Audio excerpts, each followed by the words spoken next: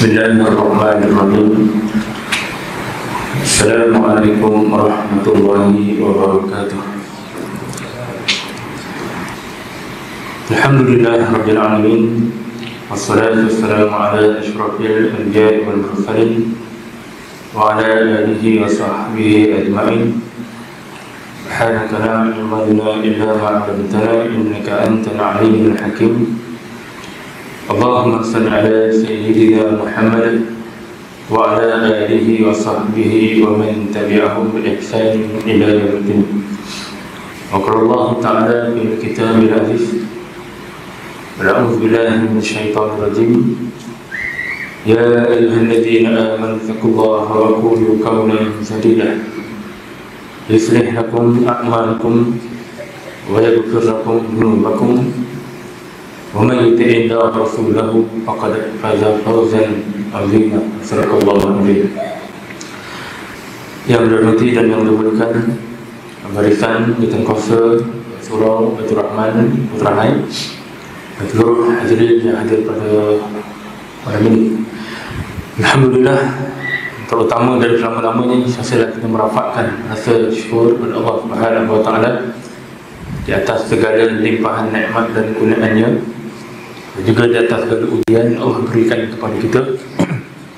Mudah-mudahan kita setelah terus istiqamah menjadikan diri kita sebagai hamba yang benar-benar bertakwa, iaitu yang melaksanakan segala apa yang telah diperintahkan oleh Allah Subhanahu wa taala dan meninggalkan segala apa yang telah dilarang oleh Allah Subhanahu wa taala.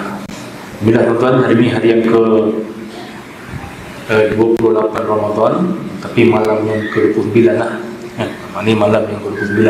Ada lagi masa tuan-tuan, lebih kurang sehari saja lagi. Kalau tak Rabu Raya, di Khamis. Yang penting satu Syawal. Pastilah sebab besok baru nak tengok 6 bulan. Kira kalau tak nampak, maka kita berkemungkinan boleh berraya pada hari Khamis, cukup 30. Apapun kita harapkan tak kisahlah cepat ataupun lambat, pasti Ramadan akan pergi dan Syawal lah pula yang akan menanti kita. Alhamdulillah tuan-tuan, walau bagaimanapun lebih kurang satu hari satu malam lagi untuk kita rebut peluang, bersungguh-sungguh semaksimal mungkin carilah ganjaran kelebihan, terutamanya besok juga, malam ni juga termasuk dalam malam yang ganjil, masih lagi ada peluang terus cari lagi di malam Al-Qadar yang pernah Nabi sebut dalam hadis, atakum Ramadan syahrul mubarak faradallahu azza wa jalla alaikum siyamahu tuftahu fi abwabus sama wa tughlaqu fi abwabul jahim wa tughalla fihi marratu syayatin fi lailatul khairun min alfi syahr man hurima khairaha faqad hurima. Yang bermaksud, sesungguhnya terdatang kepadamu bulan Ramadan, bulan yang diberkahi. Allah telah mewajibkan padamu berpuasa di bulan itu. Dalam bulan itu dibukalah pintu-pintu langit dan tutuplah pintu-pintu neraka, dan syaitan-syaitan dibelenggu. Pada bulan itu terdapat satu malam yang nilainya lebih baik dari 1000 bulan. Siapa yang tidak memperolehi kebaikan di malam itu, maka ia tidak memperolehi kebaikan apapun. Hadis sahih, hadis riwayat Imam An-Nasa'i. Maknanya tuan-tuan, jangan sampai kita termasuk dalam golongan orang yang rugi. Apa dia? Orang yang anggap bulan Ramadan ni macam bulan yang lain. Alhamdulillah je, bulan Ramadan puasa-puasa je lah. Tapi mungkin amal-amal lain, sama ada contohlah solat tarawih, walaupun sunat tuan-tuan, jangan tinggal. Ataupun qiyamul lail, apatah lagi masuk malam terakhir tuan-tuan, kalau boleh jangan tinggal. Apatah lagi kita nak cari yang Nabi sebut satu malam itu merupakan disamakan dengan ataupun disebutkan malam yang lebih baik daripada 1000 bulan.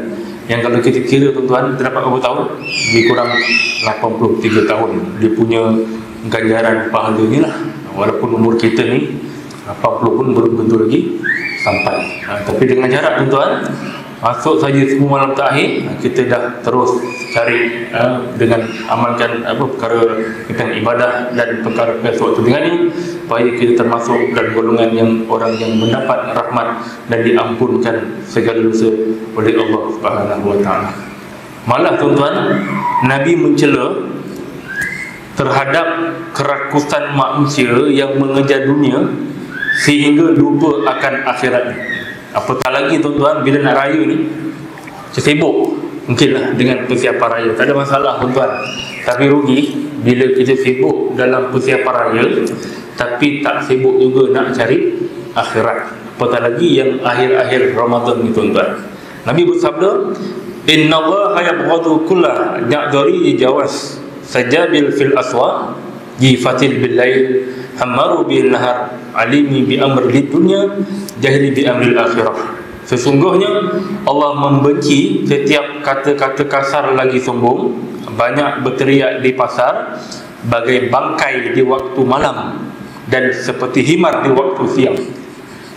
Mana orang sibuk dengan dunia ni, terutamanya Nabi kata apa, diumpamakan sibuk di pasar-pasar, cari apa, macam-macam lah nak raya kan? Tak ada masalah tuan-tuan. Tapi Nabi kata apa, kalau kamu pada waktu itu tinggalkan akhirat, kamu bila waktu malam ibarat bangkai, di waktu siang ibarat himar, suka memekik-mekik.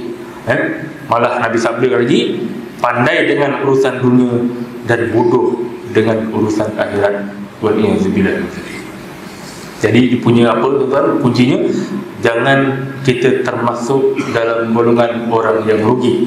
Nabi sebut lagi tuan-tuan, rubba shaim hazuhu min siyamil ju' wal atash. Boleh jadi orang yang berpuasa itu tidak mendapat apa-apa pahala daripada puasanya, melainkan dia dapat lapar dan dahaga. Itu pun rugi tuan-tuan.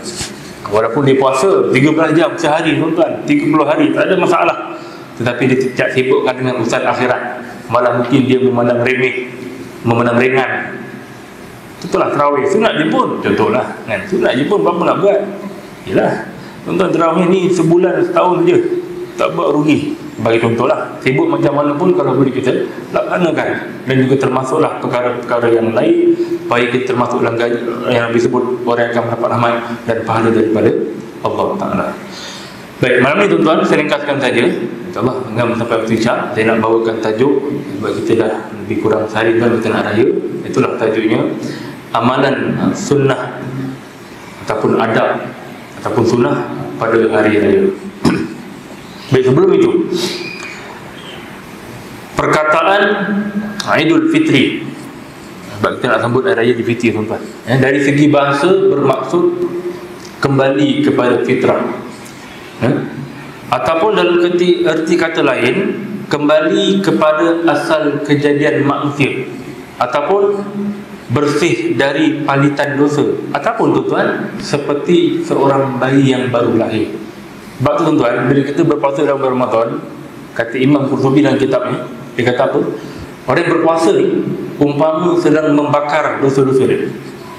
Bila masuk Aidil Fitri, umpama tadilah seperti mana bayi yang baru lahir. Tapi ampun tak betul Allah punya kerja tuan. Cuma kaedah kita gitu. Bila masuk Aidil Fitri, kita kembali kepada fitrah, kembali kepada perkara yang suci, Malah perkataan fitrah pula berasal daripada perkataan futur yang bermaksud kembali makan pagi. Sebab tu kalau boleh jangan tinggal masuk raya pertama tu, sebelum nak solat Idul Fitri, makan dulu. Sebab fitrah ni maksudnya futur yang bermaksud kembali makan pagi, ataupun breakfast lah, sarapan tuan-tuan. Bulan puasa tak boleh makan sarapan. Jadi bila masak Idul Fitri, kita boleh makan pagi ataupun sarapan kembali. Maksudnya pada Hari Raya Idul Fitri, umat Islam boleh kembali sarapan dan makan seperti biasa selepas berpuasa sebulan pada bulan Ramadan. Dan kalau kita lihat tuan-tuan, sambutan Hari Raya Idul Fitri adalah perayaan bagi masyarakat Melayu terutamanya. Sebab apa tuan-tuan? Kalau kita lihat, banyak negara dan bangsa lah yang paling meriah sambut raya apa dia tuan-tuan? Kita punya bangsa. Itu memang nombor satu lah. Kita bab sambutan ni memang nombor satu. Orang Melayu, tak apalah, itu salah satu kita anggap sebagai syiar juga untuk menunjukkan bahawa kita syukur kepada Allah Ta'ala. Malah Ramadan yang sebelum itu, di siang harinya kita mengerjakan ibadah seperti puasa, tak makan, tak minum. Di waktu malam kita beribadah, solat tarawih dan amalan-amalan tertentu. Dan bila masa sampai saja Idul Fitri, kita akan meraihkan dengan penuh riang sekali. Dan umumnya terdapat banyak amalan sunat hari raya ini yang kita boleh lakukan. Ini termasuklah bermulanya pada malam raya. Mana besok malam lah tuan-tuan. Jadi kalau Rabu Raya, malam besok kita dah boleh amalkan perkara-perkara yang sunat. Ataupun pada pagi hari raya dan sepanjang bulan Syawal. Maka ada 10 yang diberikan. Yang pertama sekali adalah menghidupkan malam hari raya.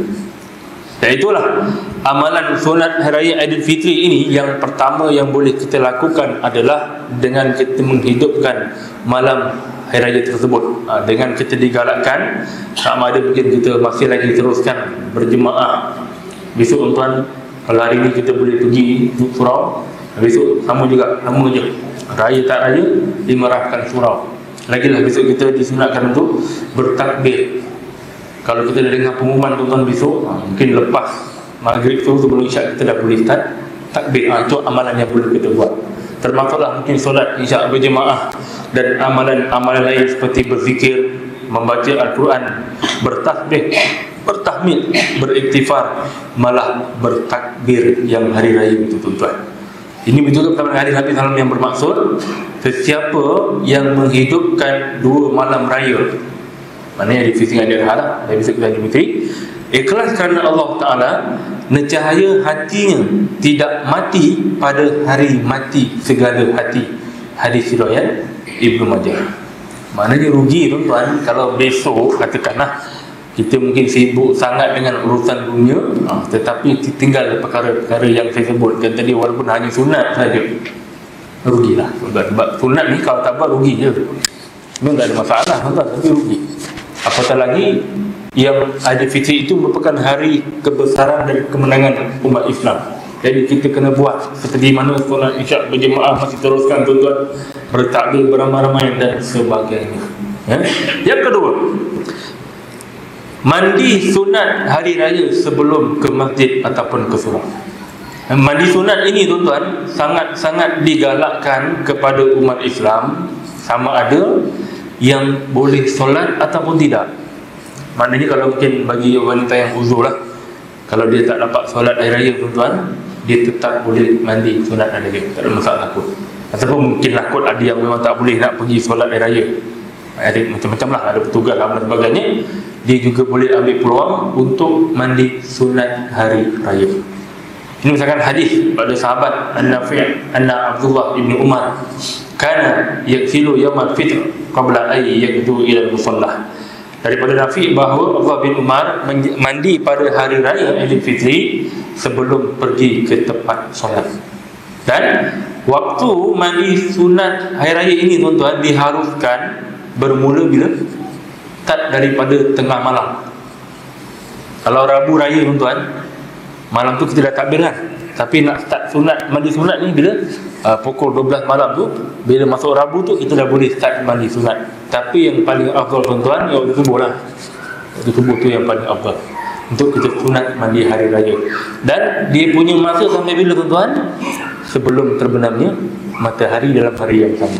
Maknanya kalau mungkin pagi raya tu terlupa nak mandi sunat, apalah, lepas tu boleh lagi mandi sampailah masuk sebelum azan maghrib. Tapi yang paling afdal waktu subuh lah, sebelum kita nak melaksanakan solat subuh berjemaah, itu yang paling baik, ya. Yang ketiga, berpakaian yang terbaik.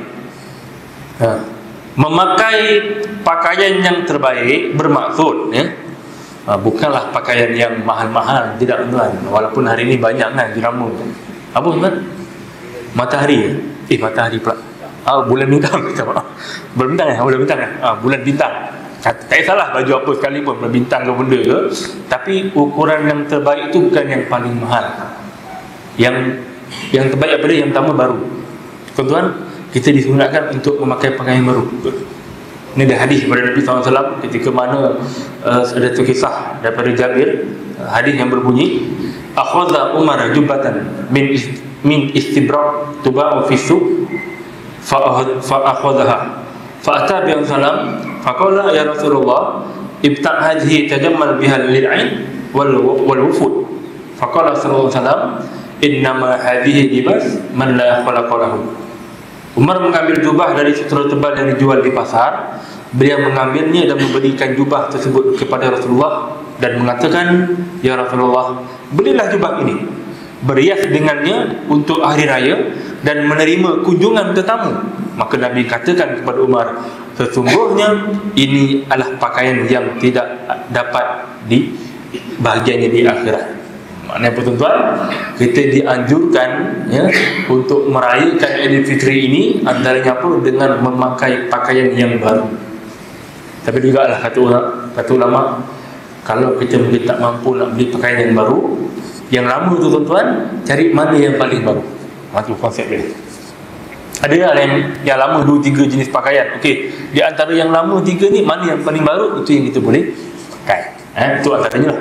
Dan menurut Abu Hasan As-Sindi, hadis tersebut menyatakan bahawa berhias di hari raya termasuk kebiasaan yang sudah lama wujud di kalangan para sahabat dan Nabi juga tidak mengingkarinya. Dan ini juga bertahan dengan firman Allah Ta'ala, qala mau'idukum yaumul zinati wa an yaghsharun nas duha. Yang bermaksud, Nabi Musa menjawab, tempoh yang aku tetapkan untuk kamu itu ialah hari perayaan, yakni hari berhias diri, dan taklah orang berhimpun pada waktu duha. Oleh bagaimanapun tuan-tuan, para ulama membahaskanlah lebih terperinci mengenai pakaian-pakaian yang dikatakan terbaik. Inilah yang baru, yang bersih, yang kemas, yang untuk aurat, itu lagi penting tuan-tuan. Tapi tak adalah dikata yang paling mahal, tidak. Tanya kawan, berapa beli baju? Alah, murah je, RM300. Ui, mahal lah. Kan? Kita punya baju RM50 pun rasa mahal di RM300. Biasalah. Ada lagi RM500. Ada yang sampai RM1,500. Kau punya kain macam mana? Ini kain kali api neraka. Confident. Contohlah. Dan perkara-perkara yang suatu dengannya. Tapi kalau tak mampu pakai, silakan, tak ada masalah. Kalau dah memang itu, memang dah banyak duit dah pun, tak dikira membazir kalau memang dia mampu. Tapi kalau dia dah tak mampu, nak juga pakai pakaian yang mahal, itu masalah yang lain pula. Cuma yang dimaksud terbaik adalah yang baru, yang kemas, yang bersih, yang menutup aurat dengan sempurna. Itulah pakaian yang terbaik. Tapi nak sebut kat sini, sekiranya tidak mampu untuk membeli yang baru, tak mengapa, pakailah pakaian yang lama, tetapi yang paling baru di antara yang lama itu. Itu antara untuk kita mendapat perkara-perkara yang sunat sekali. Yang keempat, memakai wangi-wangian. Imam Syafi'i pernah berkata, aku lebih menyukai seseorang memakai pakaian terbaik yang dimilikinya pada hari raya, yakni pada hari Jumaat dan juga pada 2 hari raya Idul Adha dan Idul Fitri. Hari Jumaat ni termasuk juga perayaan kita sebenarnya. Dan juga Imam Syafi'i kata lagi, dan tempat diadakan majlis seperti majlis perkahwinan, dia hendaklah memakai baju yang bersih dan memakai wangi-wangian. Malah berwangi bagi lelaki adalah sunnah yang bagus untuk kita amalkan. Untuk lelaki dia sunatlah, untuk perempuan dia haruslah tuan-tuan. Tapi yang perempuan janganlah pakai wangi sangat. Mentang-mentang raya yang pertama tuan-tuan, kadang-kadang kita tengok 1 botol dituang. Supaya apa? Supaya 24 jam wangi saja. Itu menjadi masalah. Wangi pula yang sampai orang kata apa, menarik perhatian orang pun menjadi masalah. Tapi bagi lelaki tidak. Lelaki sunat untuk pakai wangian. Itu padalah kita punya ejas untuk pakai wangi yang macam mana. Yang kelima, amalan yang kelima, makan sebelum keluar rumah. Ini penting tuan. Kalau boleh buat walaupun sunat. Bagi amalan sunat hari Fitri ni, kita disunatkan untuk menjamah makanan sebelum keluar dari rumah untuk laksanakan solat sunat Idul Fitri. Dia berbezalah dengan Idul Adha. Idul Adha ni kalau boleh kita pergi surau dulu, balik baru jamah kan. Tapi kalau Idul Fitri, menjamahlah walau sikit pun tak apa, air kosong pun tak apalah. Sebab kita nak bezakan dengan puasa yang akhir malam. Puasa yang akhir malam pukul 8 pagi tak boleh makan. Bila masuk raya yang pertama, pukul 8 pagi boleh makan, nak boleh makan. Makanlah apa yang kita nak makan.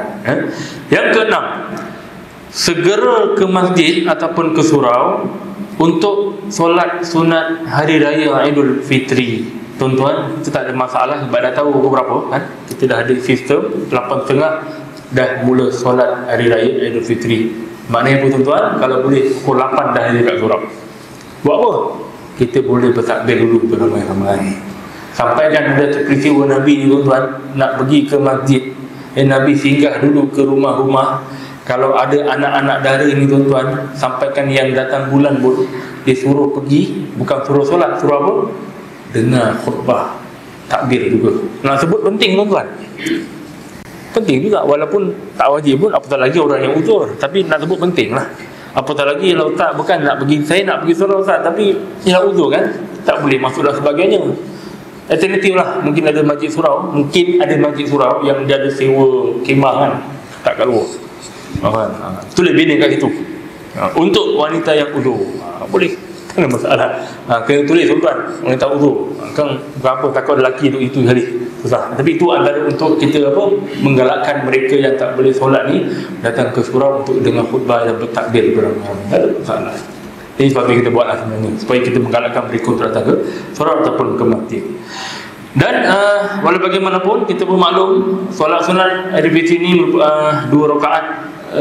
Rakaat pertama 7 kali takbir, rakaat kedua 5 kali takbir, dan disertakan dengan tasbih yang kita pun tahu tuan-tuan ya. Dan hukum pelaksanaan adalah sunat muakkad yang sangat dituntut untuk melaksanakannya. Walaupun tahun sekali, buatlah tuan. Sebab ada kes mentang-mentang tahun kali, dia pula pergi 5-6 tahun kali. Lupa solat sunat hari raya itu ada 7 kali takbir. Imam dah kali kedua takbir tuan, dia terrukuk. Susah. Tengok member sebelah, saya tak rukuk ni. Imam pun takbir kali ni, Allahu Akbar, dia buat angkat yang tidal. Oh ni baru nak rukuk. Imam kali buat takbir, dia pun terus sujud.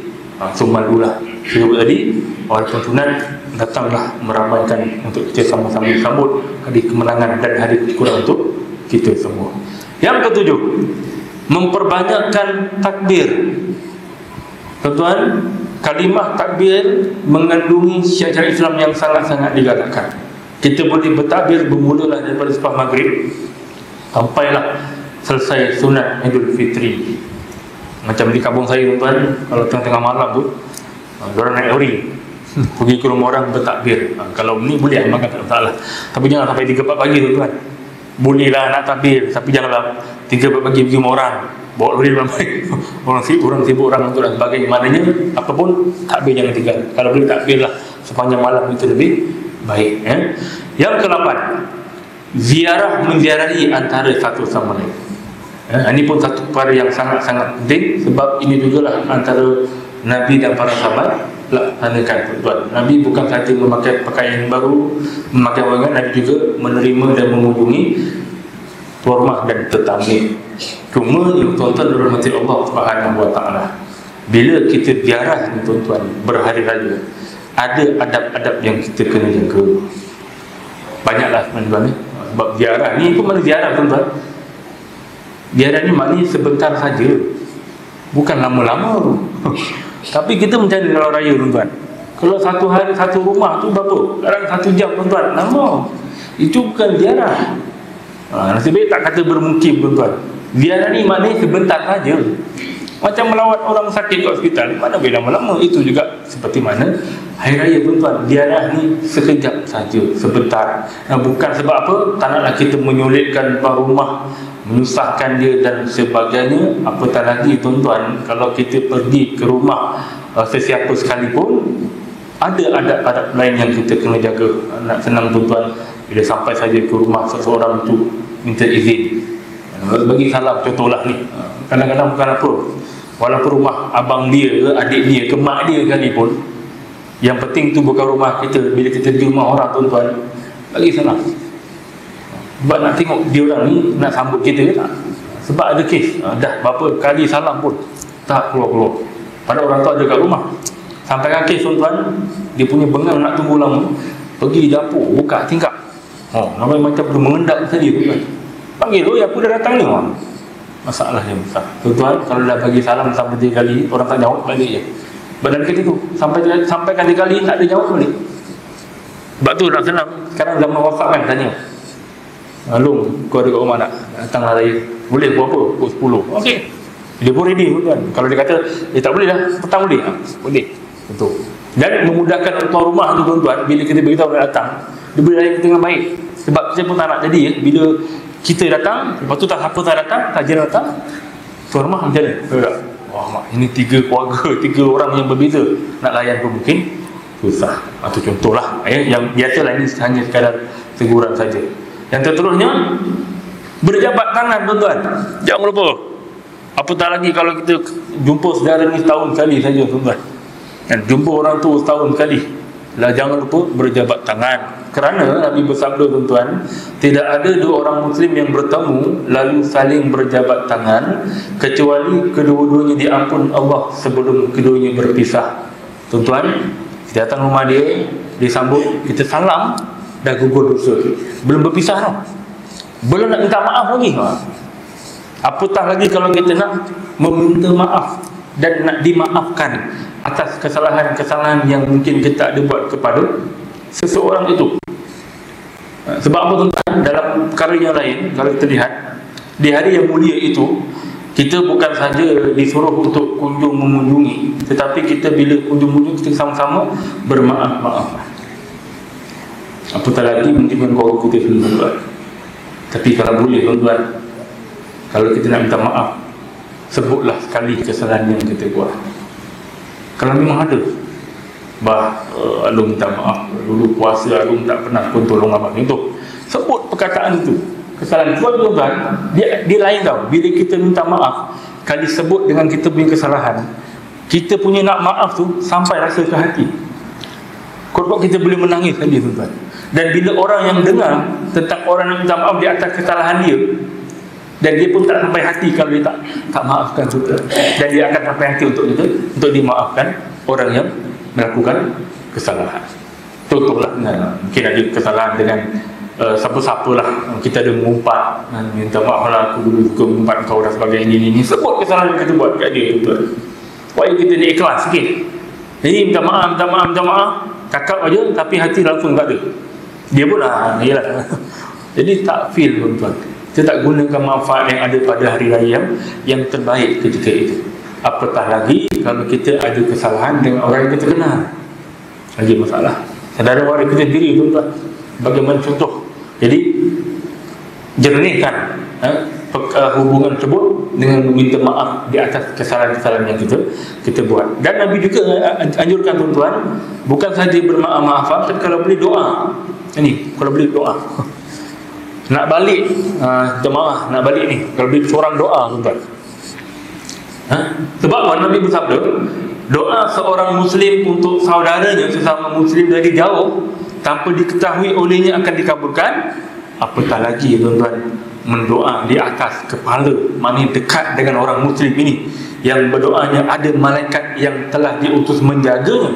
Setiap kali berdoa untuk kebaikan bagi saudaranya, maka malaikat yang ditulis, yang diutus tersebut akan mengucapkan amin, semoga Allah mengkabulkan, dan bagi kamu juga akan mendapatkan seperti itu. Hadis riwayat Muslim. Dan lagi sikit pasal ziarah ni. Jagalah mata kita tuan-tuan. Bila kita masuk rumah orang, walaupun rumah mak kita, rumah adik-adik kita, rumah jiran, makcik kita dan sebagainya, kita masuk ni umpama apa? Buta. Tak tengok yang mengaibkan. Keluar ni kita bisu, tak perlu nak cakap-cakap buruk dengan orang apa yang kita buat tadi, yang kita dah tadi. Yang terus tuan-tuan, kalau boleh jangan letak barang-barang berharga dekat hall. Contoh kan, banyak kes ni raya mesti berlaku. Tak tahulah tu rumah ni, tak boleh tunjuk kenapa. Dia letak, contoh ya, almari kaca tu kan. Contoh, ada mainan mahal, helmet apa semua. Lepas tu ada orang datang bawa budak-budak main langgar, tu pecah, dah pergaduhan di sini. Nak salahkan siapa tuan-tuan? Ni saya nak ingat tuan-tuan. Bila kita terima tetamu, kalau boleh tak payah nak sempit-sempitkan tempat orang nak duduk nanti. Kalau boleh tak payah nak ada barang-barang berharga lagi bagus. Sebab dia akan jadi masalah yang lain nanti pula. Itu kena jagalah bab tu. Dan diminta jugalah yang bawa anak-anak. Kita tak boleh kata alah ustaz, biasalah budak-budak, betul. Budak memang begitu, bermain kalau di sini, tapi kalau kita tak jaga pun masalah juga. Jadi jaga anak-anak kita baik-baik. Mana dua-dua ni kena mainkan. peranan. Kalau tidak, dia akan menyusahkan orang lain, dia akan memberi beban, dia akan habis lain. Kita nak minta maaf jadi bergaduh pula tuan-tuan. Seterusnya, ni hari tu bila ziarah rumah orang-orang, terutama orang tua tuan-tuan, jangan sibuk dengan handphone pula kan. Ini masalah. Jumpa ziarah dah tahun kali, sudah ada pula sudah jauh, datang main handphone, ni masalah. Kalau tak ada borak pun tak payah, tengok je, dengar je. Lalu tuan-tuan tak ada, tuan-tuan dah kalah anak-anak lah, tuan-tuan anak-anak. Maksudnya dia nak kenal. Tak payah sibuk-sibuk itu ini jadi masalah yang lain. Itu pun pesanan ini. Dan yang terakhir tuan-tuan, yang ke-10, puasa sunat 6 hari di bulan Syawal. Ini pun jangan tinggal. Amalan sunat hari raya Aidilfitri yang terakhir adalah puasa sunat 6 hari di bulan Syawal. Dan Nabi pernah bersabda, barang siapa yang berpuasa di bulan Ramadan kemudian diikuti dengan 6 hari di bulan Syawal, ini bersamaan dengan berpuasa sepanjang tahun. Ini pernah cakap ke tuan-tuan? Bulan puasa ini banyak orang buat open house. Rasional sikit. Kalau lah dalam hari kita buat open house, dah tahu biasa Sabtu Ahad, kalau bisa Sabtu Ahad tu tak payahlah puasa sunat. Pilih dah puasa hari-hari yang lain. Supaya apa, bila Sabtu tu kalau ada jemputan rumah terbuka, kita boleh hadir dan kita boleh makan. Betul? Kalau tidak, jadi macam tak sedap pula. Apapun yang terbaik adalah Allah Ta'ala yang berurus dari diri. Jadi sekian dari saya. Assalamualaikum warahmatullahi wabarakatuh.